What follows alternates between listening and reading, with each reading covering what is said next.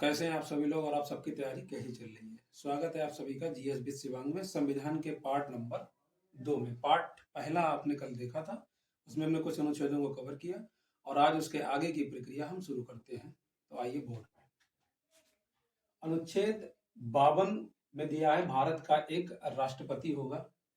अनुच्छेद 53 में दिया है संघ की कार्यपालिका शक्ति राष्ट्रपति में निहित होती है।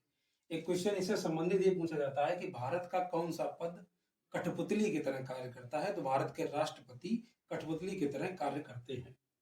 अनुच्छेद 54 में दिया है भारत के राष्ट्रपति की निर्वाचन पद्धति कैसी होगी?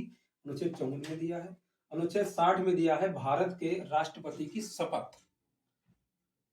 उसके आगे चलते हैं तो अनुच्छेद 61 में दिया है राष्ट्रपति पर महाभियोग। महाभियोग की प्रक्रिया राष्ट्रपति पर अगर लगती है, चलाई जाती है तो अनुच्छेद 61 के तहत चलाई जाती है। अनुच्छेद 63 में दिया है उपराष्ट्रपति होगा, भारत का एक उपराष्ट्रपति होगा, अनुच्छेद 63 में दिया गया है।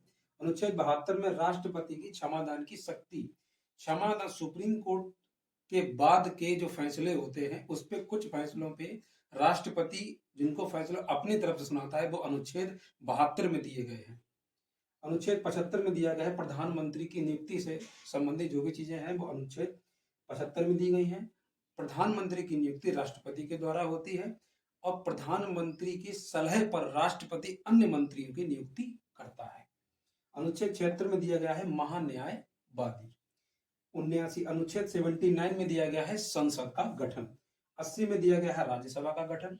81 में दिया गया है लोकसभा का गठन और अनुच्छेद 100 में दिया गया है गणपूर्ति। गणपूर्ति का मतलब होता है कम से कम इतने सदस्य होने चाहिए तब संसद की कार्यवाही आगे शुरू होगी। उसका वर्णन अनुच्छेद 100 में दिया गया है जिसे गणपूर्ति के नाम से जानते हैं। अब आते हैं अनुच्छेद 108 पे। अनुच्छेद 108 में दी गई संयुक्त बैठक।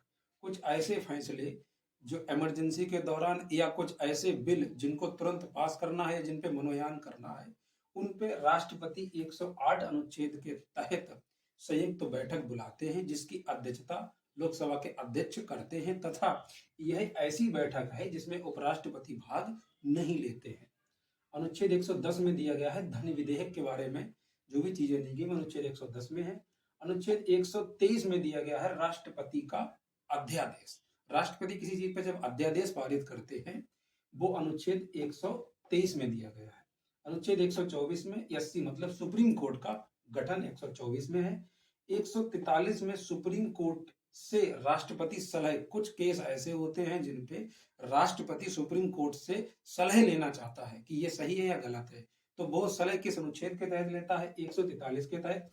परंतु इसमें एक बात बताना चाहेंगे, राष्ट्रपति जो सलाह सुप्रीम कोर्ट से वो लेगा उसके मानने के लिए राष्ट्रपति बाध्य नहीं है, ये बात आप ध्यान रखें।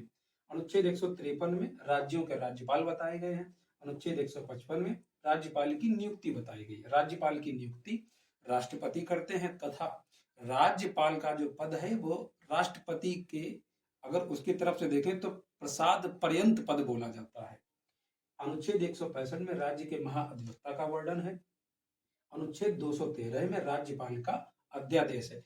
वही चीज आपने जो पढ़ी थी 123 में राष्ट्रपति का अध्यादेश, वही अध्यादेश 213 में है राज्यपाल का अध्यादेश।